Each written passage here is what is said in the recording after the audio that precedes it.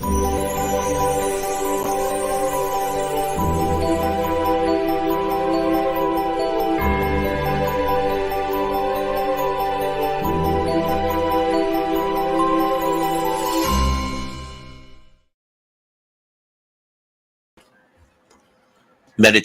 for every day of the year by Bishop Richard Challoner.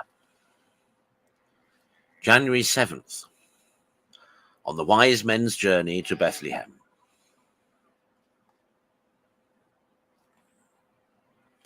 Consider first that the wise men were no sooner informed by the apparition of this extraordinary star of the birth of the great king that was to rule the world, but they set out to seek him in Judea, where they understood by an ancient tradition and by the prophecy of Balaam, Numbers 24 verse 17, that he that was denoted by that star should be born.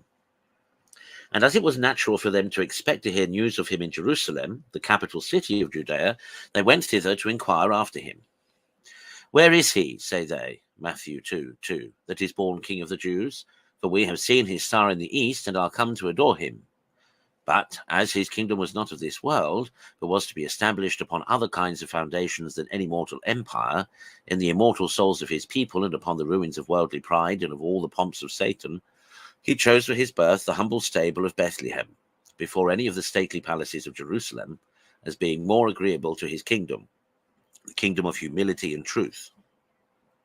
Oh, how happy are those souls whose eyes are always open to this heavenly truth, and shut to worldly vanity and lies. How happy they who, by conforming in practice to these maxims of this great king, become themselves his kingdom, even that kingdom in which he shall reign forever. Consider, secondly, how King Herod was troubled at hearing of the birth of this new king, and so was all Jerusalem with him, in which they were a figure of all such souls as are so wedded to this cheating world and its lusts, as to be more afraid of parting with them than of losing an eternal kingdom. And therefore they are troubled and disturbed when they are summoned by the messenger of heaven to arise and leave these toys to go and seek after Christ. And they even strive to stifle the heavenly infant and those lights and graces that offer to conduct them to him.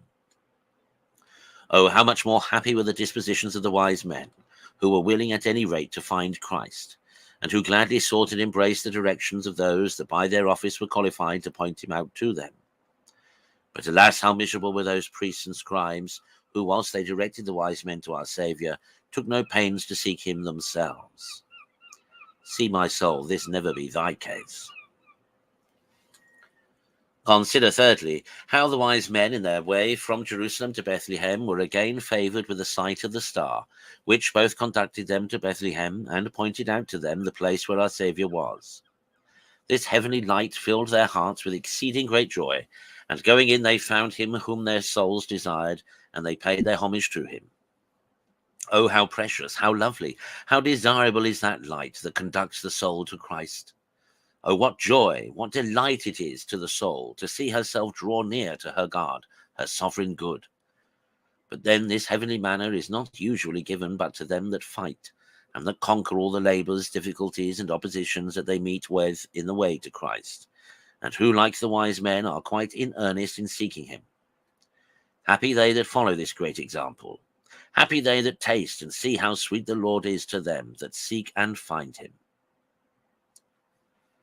Conclude. To imitate the wise men, firstly, in their ready compliance with the divine call, secondly, in their diligence in inquiring after Christ, and thirdly, in their perseverance.